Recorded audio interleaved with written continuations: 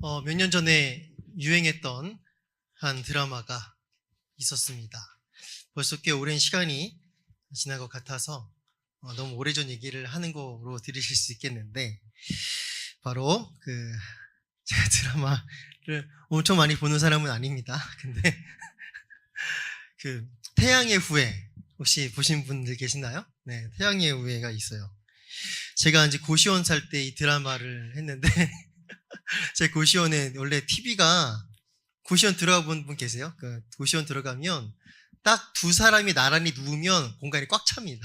그래서 다리가 이제 무릎부터는 책상 밑으로 들어가고, 그 책상 위에 이제 조그만한 진짜 브라운관 TV 같은 게 조그만한 게 있고 이게 있어요. 근데 저는 그때 학교를 다닐 때이기 때문에 책 놓고 할 때가 좀 필요해가지고 TV를 이제 고시원 총무님한테 말씀드려서 빼달라고 했기 때문에 TV를 보고 싶어도 볼 수 없는 환경이 있었어요. 근데 그때 이제 고시원 총무님이 하는 말이, 야, 이거 태양에 후회하는 시간에 길거리에 여자분들 돌아다니지도 않는다 이런 말하길래, 그 정도인가?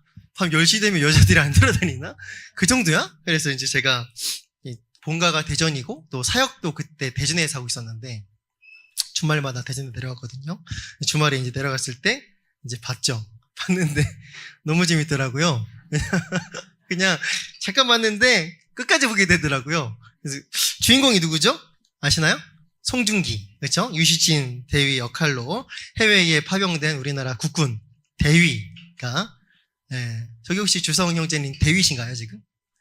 제 군이 오셨는데 그 국군 대위가 유시진이 있고, 또 송혜교 여자 의사가 또 파견이 돼가지고 같이 이제 국제적인 봉사하는 그런 장면이 나와요. 얼마나 잘생기고, 또 저는 송혜교가 예쁘다고 한 적은 없습니다. 네, 그냥 유시진이 잘생기고, 네, 그리고 또 얼마나 러브 스토리가 너무 예쁘고 막 그렇더라고요. 변요한이라는 사람도 하사로 나오잖아요. 중상가요? 네, 되게 재밌게 봤어요. 근데 너무너무 재밌게 빠져서 보는데 그 드라마가 이제 거의 끝을 향해 가고 있었습니다. 근데 그 드라마가 끝날 무렵에 대박 사건이 터져요. 뭔지 아시나요? 주인공이 죽습니다. 유시진이 총을 맞은 거예요. 장렬하게 총을 맞습니다. 쓰러졌어요. 그리고 그 엄폐하고 있던 차가 폭발해버립니다. 그래서 저는 좀 절망했어요. 너무 실망에 빠졌어요. 왜냐면 제가 그 인물에 너무 몰입이 됐었나 봐요. 그래서 이제 곧 해피엔딩으로 이제 가는 직전인데 송혜교는 그럼 어떡하나. 야, 이거 지금 남자 죽었다. 끝났다. 너무 실망이 좀 컸던 것 같아요. 그래서 어떻게 한 줄 아세요? 다음 편 방영분을 안 봤습니다. 볼 힘을 잃어버렸어요. 볼 의미가 없어요. 안 보고 싶은 거예요. 그래서 그 다음 편을 안 봤어요. 아, 이거 망했다. 이 드라마 괜히 봤다. 그런데 얼마 있다가 기쁜 소식이 기쁜 소식이 들려오는데 그 소문 뭐냐? 살아 돌아왔다 라는 겁니다. 그래서 와, 송중기가 살아서 극적으로 돌아왔다라는 겁니다. 그래서 결국 해피엔딩으로 그 드라마가 끝나는 것을 제가 볼 수가 있었습니다. 오늘 제목이 뭔지 아시나요? 오늘을 사는 힘, 소망이라는 건데 너무 뻔한 지금 예화를 얘기하는 것 같기는 한데, 하나 더 얘기하겠습니다. 혹시 2018년도에 우리나라에서 평창 동계올림픽 열린 거 아마 보셨을 것 같아요. 근데 우리나라가 그 중에서도 제일 잘하는 종목이 뭐예요? 지금 요즘 막 하고 있는 쇼트트랙. 대박이죠. 굉장히 잘합니다. 그 중에서도 남자보다도 여자들이 좀 더 잘하는 것 같아요. 이번에도 여자 계주에서 금메달을 땄잖아요. 2018년도에 준결승이었습니다. 준결승이었는데 여자 계주를 막 하는데 기억나세요? 그때도 대형 사고가 나죠. 시작하지 얼마 안 돼서 우리나라 여자 선수가 넘어집니다.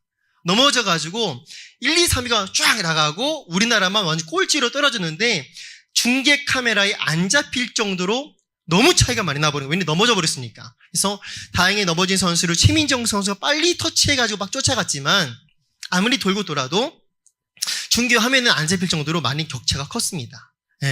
그런데 저는 그것을 본방으로 안 보고 재방으로 봤던 것 같아요. 이미 결과를 알고 있습니다. 그 결과는 뭐예요? 아시는 분 계실까요?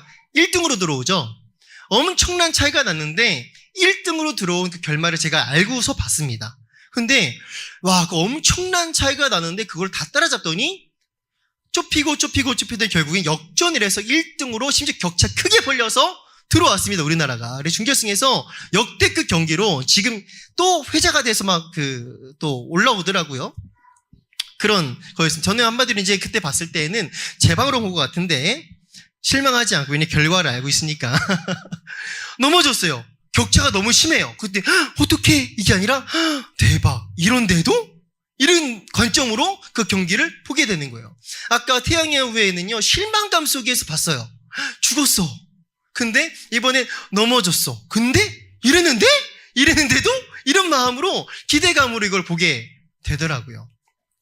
이처럼 그 결말을 미리 아는 것은요, 우리가 순간순간 실망하고 또 포기해버릴 만한 그런 상황 가운데에서도 포기하지 않게 만드는 어떠한 내적인 힘을 주는 게 결말을 알고 가는 힘이라고 볼 수가 있습니다. 이것을 우리가 지금 제가 일상에서 비유를 들었지만 우리 신앙 여정에 있어서도 사실 똑같습니다. 때때로 우리가 믿음 생활을 하면서 말씀 따라 살아간다고 하는데, 말씀대로 살아가려고 하는데 그 과정 가운데 고난과 어려움을 만날 때가 있다라는 거예요. 예수님을 따라간다고 따라가는데 그 길이 쉽지 않다라는 것을 경험하게 될 때가 좀 많다라는 것입니다. 그러나 우리가 하나님의 말씀을 통해서 그 결말을 미리 알 수가 있죠. 특히 오늘 요한계시록처럼 하나님의 그 말씀을 통해서 결말을 미리 알고 있다면 우리는 이 믿음의 여정을 하는 과정 가운데 어려움과 불편한 상황들을 만난다 할지라도 포기해버리지는 않을 수 있는 힘을 가질 수 있다라는 것입니다. 그 힘을 우리 기독교에서 전문용어로 소망이라고 하죠. 그러면 우리가 바로 이 소망이라는 것을 좀 더 견고히 붙잡기 위해서 오늘 본문 말씀을 잠깐 같이 살펴보는 시간을 갖도록 하겠습니다. 본문 3절과 4절 말씀을 제가 읽도록 하겠습니다. 본문 3절과 4절입니다. 나는 내 두 증인에게 예언하는 능력을 줄 것이다. 그들의 1260일 동안 상복을 입고 예언할 것이다. 그들은 이 세상을 다스리시는 주님 앞에 서 있는 올리브나무 두 그루요 촛대 두 개입니다. 자, 여기 오늘 본문에 보면 두 증인이라는 존재가 등장을 해요. 그리고 이 두 증인이라는 존재가 뭘 받냐면 권세를 받습니다. 권능을 받고 1260일이라는 기간 동안에 예언할 것이라고 말씀을 하고 있습니다. 자, 오늘 본문에서 이 두 증인은 정말 너무너무 중요한 개념인데요. 그럼 이 두 증인이 무엇을 가리키는지를 그 의미를 알아야 되겠죠? 4절 말씀을 다시 읽겠습니다. 제가. 그들은 이 세상을 다스리시는, 그들은 두 증인이죠. 그들은 이 세상을 다스리시는 주님 앞에 서 있는 올리브나무 두 그루요 촛대 두 개입니다. 우리 개역개정에는 두 감람나무라고 나오는데 올리브나무죠. 자, 이 두 증인이 두 올리브나무와 그리고 두 촛대로 비유가 되어 있는데 또 어려워요. 이 두 올리브나무는 또 뭐지? 두 촛대는 뭘까? 이게 비유기 때문에 애매한 거예요. 자, 그러면 이 두 감람나무는 또 무슨 의미인지를 알아야 되겠죠. 이 감람나무, 이 올리브나무는요, 스가랴서, 구약 스가랴서 4장 말씀을 배경으로 해서 그 의미를 알아볼 수가 있습니다. 구약 스가랴서에서 보면은요, 두 감람나무, 즉 두 올리브나무는요, 이스라엘 포로 귀환 공동체의, 자, 이스라엘 백성들이 죄를 계속 지어서 하나님에 의해 징계의 매를 맞죠. 그래서 바벨론에 의해서 포로가 됩니다. 그런데 또 하나님의 때가 되니까 포로에서 다시 이스라엘 예루살렘으로 복귀를 하게 귀환하게 되죠. 그 포로 귀환 이스라엘 공동체의 초대 총독이었던 스룹바벨, 그리고 그 당시 대제사장이었던 요수아라는 사람, 그 두 사람이 바로 이 두 올리브나무, 두 감람나무다라고 그 스가랴서 사장에 기록되어 있어요. 그들에 대해서 기름 부음 받은 자 둘이라고 스가랴서에는 기록이 되어 있죠. 그리고 그 예수아와 총독 스룹바벨을 가리키는 두 감람나무, 올리브나무로부터 금 기름이 관을 통해서 등잔대로 공급이 계속됩니다. 그 심상이 스가랴서에 기록이 되어 있는데 이것은 어떤 의미냐면 포로에서, 바벨론 포로주에서 폐허가 되어 있는 이스라엘 공동체 다시 복귀했잖아요. 귀환했잖아요. 성전도 다 무너진 상황이었습니다. 근데 이 당시에 하나님의 뜻은 무엇이냐면 하나님의 성전을 다시 재건하는 것이 하나님의 뜻이었어요. 자, 이 당시 무너진 성전 재건에 대한 근데 원수들의 대대적인 공격과 박해가 끊임없이 이어지게 되죠. 그럼에도 불구하고 원수들의 이 성전 재건을 방해하는 대적의 방해에도 불구하고 결국에는 성령께서 이 두 감람나무로 비유되어 있는 당시 총독 스룹바벨과 대제사장 여호수아를 통해서 그 성전을 완공하실 것이다. 그 일을 완수하실 거다라는 의미가 바로 스가랴서 4장에 기록되어 있는 말씀이다라는 거예요. 우리 힘과 우리 능으로 되는 것이 아니라 하나님의 힘으로 되는 그런 것들에 대해서 볼 수 있는 장면이다라는 것이죠. 한마디로 성령께서 기름 부으시고 도와주시는 기름 부음 받은 자 둘을 통하여서 결국 성전을 완성하실 것이라는 메시지가 스가랴서의 말씀입니다. 그렇다면 이 두 증인, 오늘 본문 요한계시록 두 증인을 가리키는 비유에서 또 감람나무, 올리브나무 말고 또 있죠. 촛대라고 기록되어 있어요. 두 촛대는 또 어떻게 이해할 수가 있을까요? 요한계시록 1장 20절 말씀을 근거로 해서 촛대는 최소한 요한계시록 안에서는 교회라고 해석할 수가 있어요. 이건 또 좀 더 명확하게 요한계시록 1장 20절 말씀에 기록이 되어 있습니다. 촛대는 교회를 의미하는 거예요. 자, 그러면 두 감람나무이면서 동시에, 다시요, 두 올리브나무이면서 동시에 두 촛대로 비유되어 있는 두 증인, 중요한 개념이라고 말씀드렸습니다. 이 두 증인은 그럼 어떻게 정리해 볼 수가 있겠습니까? 성령의 기름 부으심, 올리브나무, 그리고 촛대, 교회 합치면 어떻게 될까요? 성령의 기름 부음 받아서 증인된 사명을 감당하는 교회 공동체라고 이해할 수 있다라는 것입니다. 성령의 권능을 받아서 예수 그리스도의 증인이 된 사명을 감당하며 나아가는 하나님의 백성 전체, 우주적인 교회 공동체라고 우리는 오늘 이 두 증인을 해석하고 볼 수가 있다라는 것입니다. 본문 3절 말씀을 다시 한번 더 읽겠습니다. 나는 내 두 증인에게 예언하는 능력을 줄 것이다. 그들은 1260일 동안 상복을 입고 예언할 것이다. 자, 성령의 권능을 받아서 증인된 사명을 감당하는 교회 공동체를 우리가 해석한 그 두 증인의 역할은 방금 읽은 3절 말씀을 통해서도 또 확실히 알 수 있어요. 바로 뭐예요? 이들에게 뭐 하는 권능을 주셨어요? 예언하는 권능을 주십니다. 바로 다시 말하면 하나님의 말씀을 증언하는 것, 하나님의 말씀을 증언하는 것이 교회 공동체, 이 두 증인의 핵심 역할이다라고 우리가 볼 수 있는 것이죠. 그리고 본문 6절에는요, 이 두 증인, 교회 공동체가 예언이라는 그 사명을 감당하는 그 기간 동안에 하나님께 받은 권능이 있는데요. 그 권능으로 하는 일들 또한 기록이 되어 있습니다. 6절도 제가 읽겠습니다. 그들은 자기들이 예언 활동을 하는 동안에 하늘을 닫아 비가 내리지 못하게 할 수 있는 권세를 가지고 있습니다. 또 물을 피로 변하게 하는 권세와 그들이 원하는 대로 몇 번이든지 어떤 재앙으로든지 땅을 칠 수 있는 권세를 가지고 있습니다. 자, 여기에서 최소한 두 가지가 지금 나와 있어요. 어떤 권세요? 첫 번째, 비가 오지 못하게 하는 권세입니다. 비가 오지 못하게, 하늘을 닫아가지고 예언하는 동안, 즉 사명을 감당하는 동안 비가 오지 못하게 합니다. 이거는 구약에서 혹시 어떤 인물이 떠오르지 않나요? 떠오르신 사람 혹시 있으실까요? 바로 엘리야를 우리가 여기서 떠올릴 수가 있습니다. 자, 두 번째, 또 어떤 권세 있어요? 물을 피로 변하게 하는 거. 이거는 출애굽기에 보면 누가 떠오르죠? 그렇죠? 모세가 떠오릅니다. 모세와 엘리야. 이 사람들은요, 모두 어떤 사람들이었습니까? 하나님의 말씀을 전달하는 선지자들이었습니다.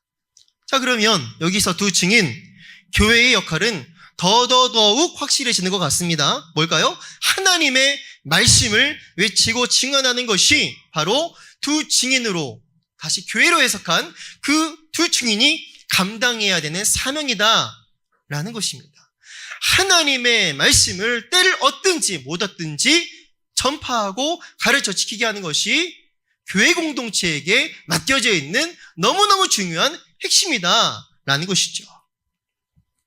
사도행전 1장 8절에 이렇게 기록되어 있습니다. 오직 성령이 너희에게 임하시면 너희가 뭐를 받아요? 권능을 받고 나사는 일이 뭡니까?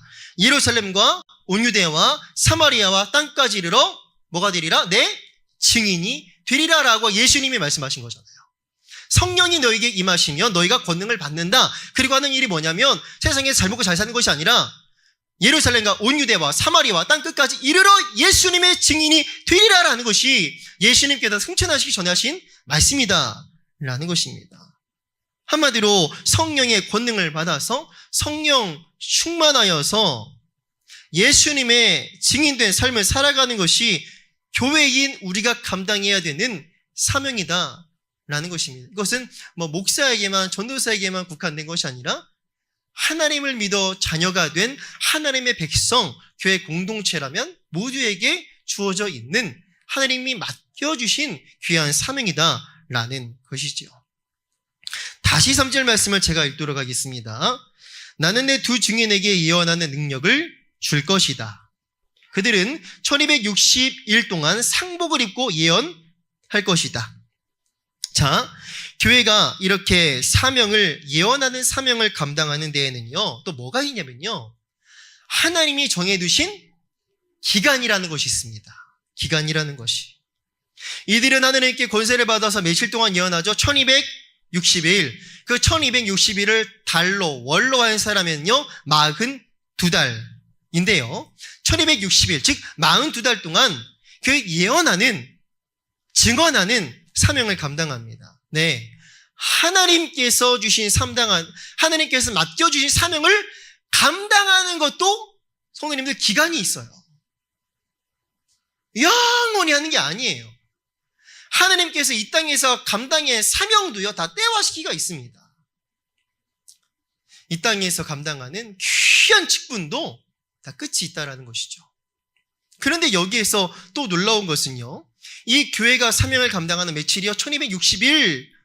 그 1260일과 똑같은 기간.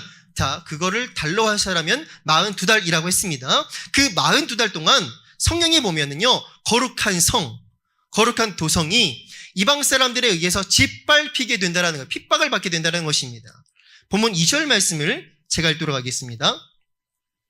그러나 그 성전의 바깥들은 측량하지 말고 내버려 두어라. 그것은 이방 사람들에게 내주었기 때문이다. 그들이 그 거룩한 도성을 42달 동안 짓밟을 것이다.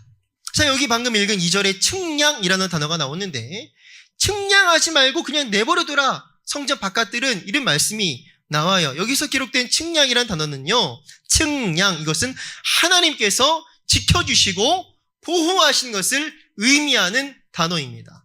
그런데 성전 바깥들은, 성전 바깥 마당은 측량에서 제외가 되는 것을 우리가 볼 수가 있습니다. 그리고 그 성전 바깥 마당은 이방인들에게 내어준 바가 되고요, 또한 그 이방인들에 의해서 거룩한 도성이 42달 동안 짓밟힘을 받게 된다는 것이 기록된 하나님의 말씀입니다.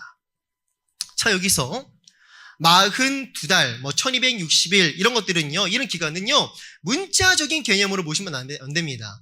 숫자 세고 이렇게, 이게 아니라 문자적인 개념이 아니라 상징적인 개념인데요, 성육신하셨던, 인간의 몸을 입고 오셨던 예수님의 그 초림, 성탄절, 그렇죠?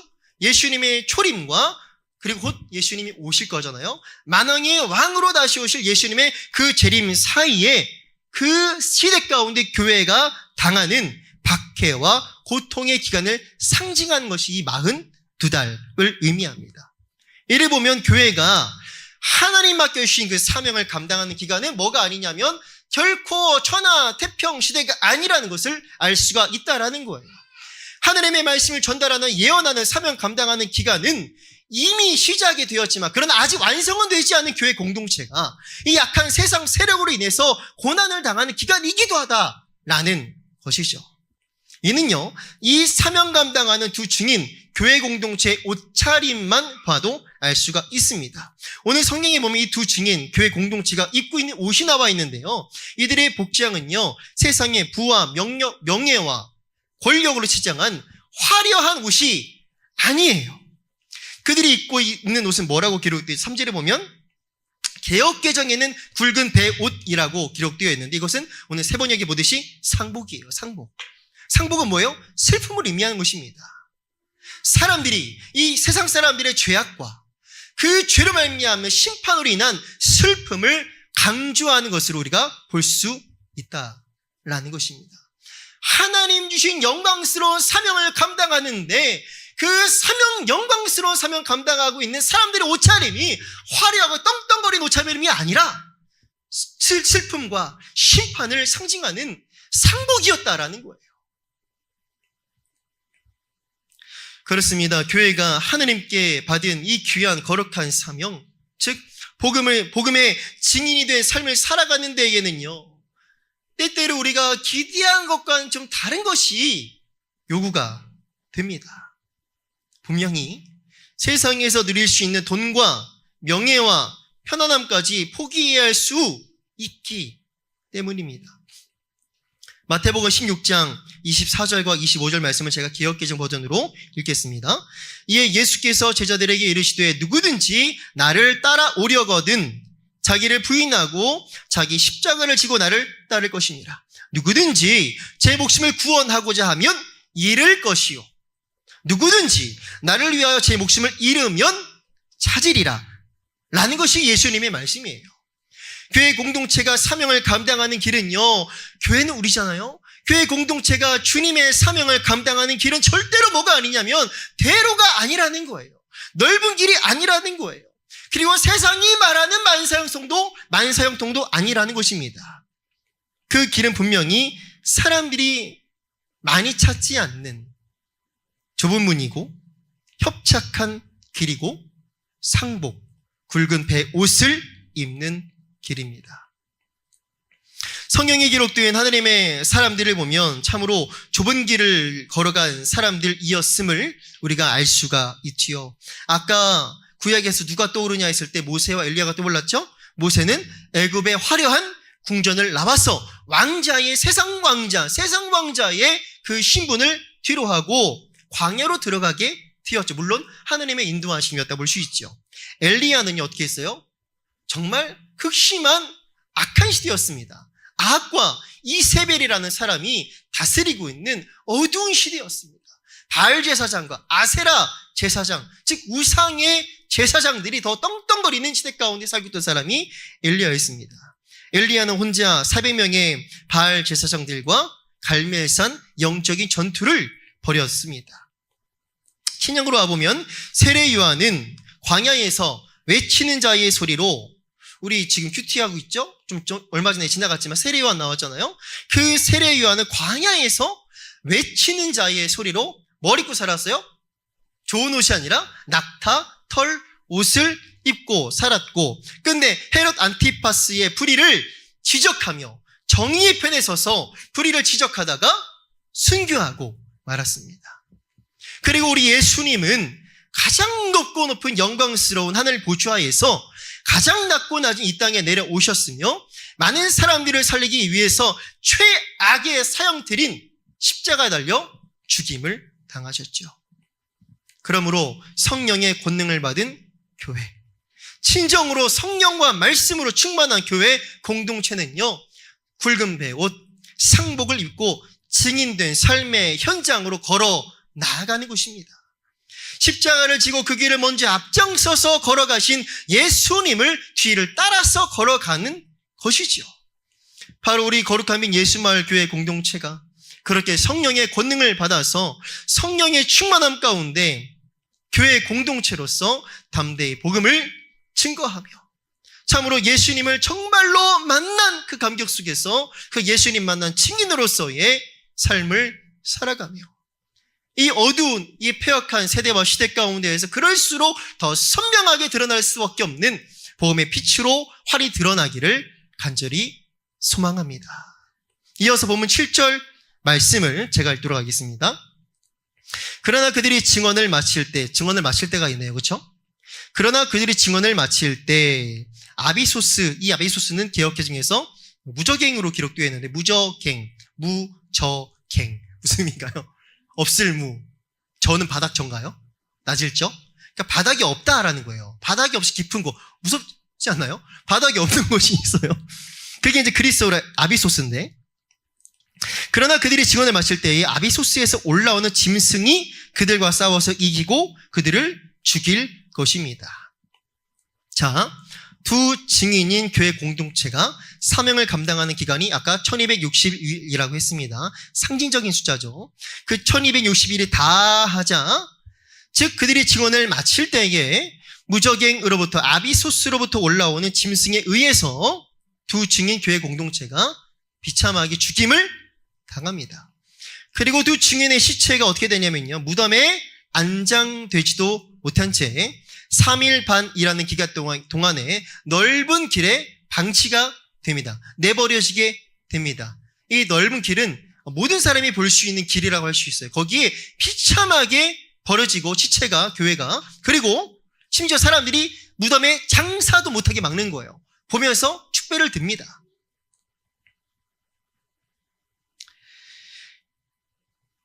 교회가 실패한 것만 같습니다.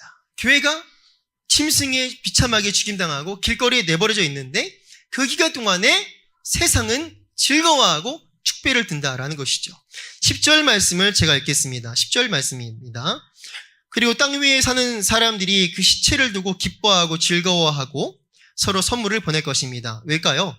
그것은 이 두 예언자가 땅 위에 사는 사람들을 모았기 때문이에요. 괴롭혔기 때문입니다. 교회가 거룩한 삶과 거룩한 메시지로서 세상을 괴롭히는 존재였기 때문에 세상은요, 교회가 망한 것을 기뻐하고 즐거워합니다. 야, 예수님 잘 믿더니 저렇게 넘어지네. 즐거워하는 거예요. 예. 예수님의 복음, 예수 그리스도의 복음을 환대하던 시대와 세대는 없었습니다. 세상의 이 허영과 어두운 죄악을 꼬집고 진실한 회개를 촉구하는 복음보다도, 하나님의 말씀보다도 이 죄인의 마음을 불편하게 하는 소식은 없기 때문이에요. 그래서 불의한 세상은요, 충성스럽게 진리의 말씀을 증거하다가 죽임당한 이 두 증인의 시체를 무덤에 안장조차 못하게 하며 축배를 들고 있는 모습이에요. 딱 여기 이 대목만 놓고 본다면 주님의 교회 공동체, 하나님의 백성들은 패배한 것 같습니다.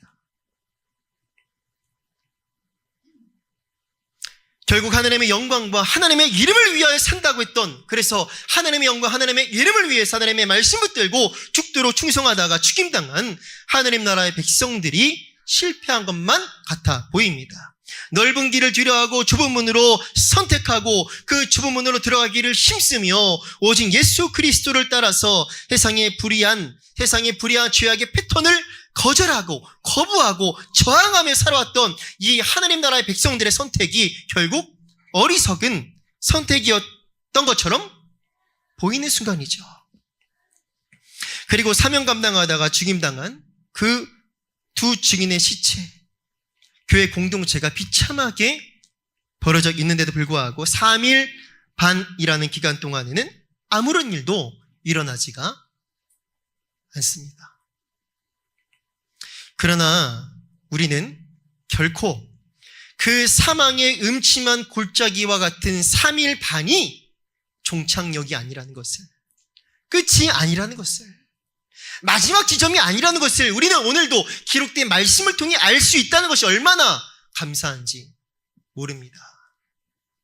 본문 11절과 12절 말씀을 제가 읽도록 하겠습니다. 그러나 사흘 반이 지난 뒤에, 사흘 반도 지나갑니다. 다 지나가는 거예요. 사흘 반이 지난 뒤에 하나님에게서 생명의 기운이 나와서 그들 속으로 들어가니, 그들이 두 증인 교회죠. 그들이 제 발로 일어섰습니다.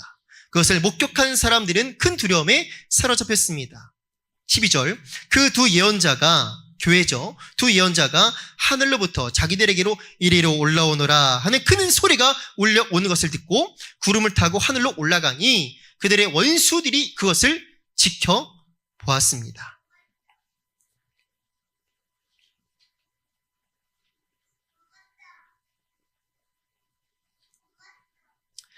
마치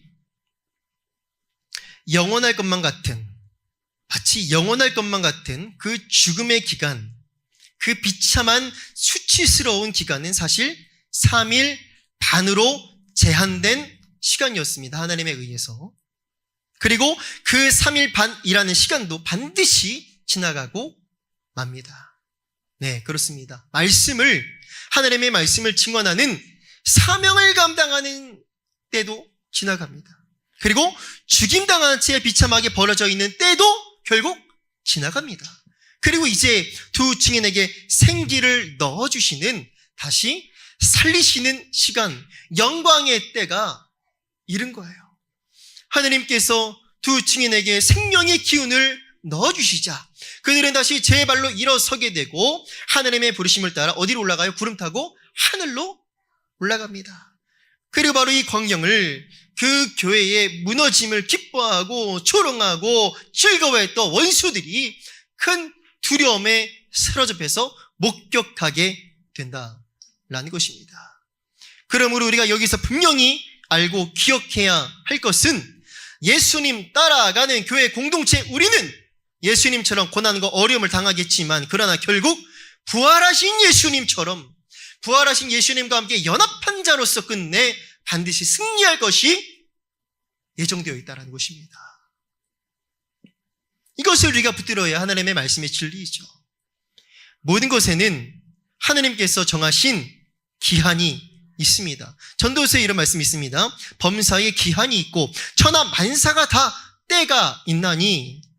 처음에 두 증인은 1260일이라는 기간 동안 하나님께 받은 권능 가지고 증인의 사명을 감당합니다. 그리고 그 사명 감당하는 기간도 다 하자 두 증인은 무적행 아비소스에서 올라온 짐승에 의해서 비참하게 죽임을 당합니다. 그리고 3일 반이라는 기간 동안 길거리에 비참하게 무참히 버려져 있게 되지요. 그러나 그 기간도 다 지나가자 하나님에 의해서 다시 살리심을 받습니다. 한마디로요, 굵은 베옷을 입고 다시요 상복을 입고 사명 감당하는 때가 있고요. 그리고 인내하고 참고 기다려야 하는 그 죽음과 같은 때가 있고요. 그리고 끝내 영광스러운 승리의 옷을 입을 때가 있다라는 것입니다. 우린 여기에서 한 가지를 명확하게 해야 합니다. 분명히 비유이기는 하지만 죽임당하여 길에 버려져 있는 며칠이었어요? 3일 반이라는 기간은요, 권능 가지고 사명 감당하는 며칠이었죠? 1260일에 비하면 3일 반은 매우 대조적으로 짧은 시간으로 보이지 않나요?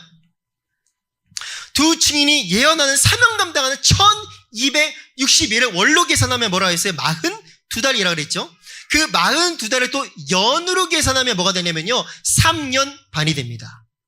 자, 우리는 여기서 죽임당하지 비참하게 벌어져 있는 3일 반과 하나님께 받은 권능 가지고 사명을 감당하는 3년 반이라는 기간에 분명한 대비를 볼 수 있다라는 것입니다. 그리고 여기서 한 걸음 더 나아가서 부활 이후에는 시간이라는 개념이 있을까요? 시간이라는 개념이 더 이상 없지요. 부활 이후에 영원이라는 개념 앞에서 성도님들, 이 땅에서의 3일 반이라는 시간의 개념은 가히 비교조차 할 수 없는 개념입니다. 교회가 세상에 짓밟히면서도 그저 묵묵히 충성스럽게 예수님 바라보고 예수님 사랑하며 말씀 붙들고 사명 감당하는 기간은요, 영원한 하나님 나라에 비하면 너무나도 짧은 찰나에 불과하다는 것을 우리가 기억해야 된다라는 것입니다. 로마서 8장 18절에 기록된 말씀입니다. 생각하건대 현재의 고난은 장차 우리에게 나타날 영광과 비교할 수 없도다라는 것이 사도 바울을 통해서 우리에게 주신 하나님의 말씀입니다. 네, 고난이 있죠. 현재 고난이 있습니다. 하나님의 말씀 따라 살아가는 길가도 고난이 있습니다. 그러나 장차 우리에게 나타날 영광과 현재의 고난 비교할 수 없다라는 것입니다. 이 소망을 믿음으로 취하는 우리가 되기를 간절히 소망합니다. 이 땅에서의 고난도 영원하지 않습니다. 사명 감당하는 것도 영원하지 않습니다. 우리 주님께서 정해두신 기간 동안 우리는 그저 맡겨주신 자리에서 맡겨주신 사명 충성스럽게 감당하다가 우리 주님 부르신 그날이 옵니다. 그날에 모든 거 다 내려놓고 영광스러운 예수님 앞에, 하느님 앞에 서게 되는 날이 온다라는 거예요. 한 사람도 빠짐없이. 그날은 최고로 영광스러운 날이고 내 눈에서 모든 눈물이 씻김을 받는 위로의 날인 줄로 믿습니다. 그래서 요한계시록은 예수님 믿는 사람에겐 위로의 책이에요. 두려움에 책일 수가 없죠. 왜냐? 하나님의 그날은 역전의 날이거든요. 이 땅에서 비참함 가운데, 고난 가운데도 하나님 바라보고 믿음으로 사명 감당하던 사람이 역전되는 순간이 바로 이 하나님의 때입니다. 그리고 그곳에서는 더 이상 정한 기간이라는 것이 없습니다. 우리의 신랑 되신 예수님 가장 가까이에서 친밀하게 누리면서 영광스러운 그 예수님의 이제 거룩한 신부로 교회로 살아가는 거예요. 그렇습니다. 이 땅에서 교회로, 정말 교회로 참으로 충직하게 살아간 사람들이 그 교회의 머리 되신 예수 그리스도와 함께 승리의 영광을 누리게 되는 것이죠. 하나님께서는 바로 이 그림을 우리에게 미리 보여주고 계십니다. 2000년 전에 요한계시록 이 편지에 1차 수신자들에게도 그러하셨고 2000년 후인 지금 우리에게도 이 그림을 미리 보여주고 계세요. 소망이죠. 하나님이 주신 사명을 감당하는 교회는 그 사명을 완수하는 날까지 비록 고난과 역경을 만날지라도 절대 무너지지 않음을 믿으시기를 바랍니다. 힘이 나지 않나요? 아멘. 정말 힘이 나네요. 끝으로 본문 1절 말씀을 제가 읽겠습니다. 본문 1절을 다 같이 읽을까요? 1절입니다. 다 같이 시작. 측량제 하나를 받았는데 그때 이런 말씀이 내게 들려왔습니다. 일어서서 하나님의 성전과 제단을 측량하고 성전에서 예배하는 사람들을 세워라. 아멘.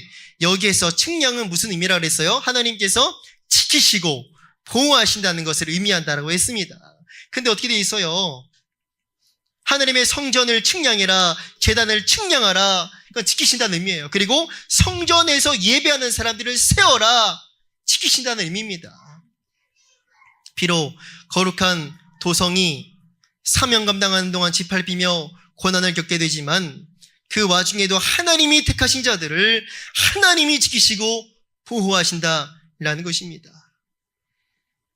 예수 그리스도의 증인된 삶을 살아가는 우리는 사단이 배후에서 역사하는 세상으로부터 끊임없이 공격과 고난을 겪게 되지만 핍박을 당하게 되지만 우리의 영적인 신분과 하나님 나라 정체성과 그 지위는 결코 해를 받지 아니하도록 하나님께서 지키신다라는 것입니다. 악한 자가 만지지도 못하게 하실 줄로 믿으시기를 바랍니다. 그러므로 우리가 이 기록된 하나님의 말씀을 소망과 믿음으로 나의 것으로 취한다면 때때로 만나겠죠. 어려움과 환난을 만나게 될지언정. 그럴 때때로 한숨 쉬겠죠. 너무 힘듭니다, 주님. 한숨 쉬게 될지언정 결코 교회로 살아가는 것을 포기하게 되는 일은 없을 것입니다. 우리는 그 끝을 이미 알고 있는 하나님 나라의 백성이기 때문입니다. 이것이 바로 우리가 믿음으로 취한 기록된 말씀에 근거한 소망의 능력입니다. 이 소망의 능력이 우리에게 차고 넘치기를 바랍니다. 고난 가운데에서도 빛이 나기를 소망합니다. 오늘도 기록된 말씀에 뿌리내린 믿음과 소망으로 견고하게 세워져가는 우리 성도님들이 되셨으면 좋겠습니다. 그리고 나에게, 그리고 우리에게 허락하신 기간 동안에 맡겨주신 그 자리에서 주님의 교회로 충성스럽게 살아가시면서 참으로 정말로 예수님 만나셨죠? 예수님 진짜 만난 증인으로서 성실하게 사명을 감당하며 현실에서 살아가시기를 축복합니다. 그리고 끝내 영원한 생명과 영광스러운 승리에 참여하게 되는 우리 거룩한 민 예수마을 교회 공동체, 우리 한 사람 한 사람 우리 전체가 되기를 우리 머리이시고 절대 끝까지 포기 안 하시는 참 좋은 목자이신 우리 주 예수 그리스도의 이름으로 간절히 소망하며 우리 성도님들을 축복합니다. 아멘.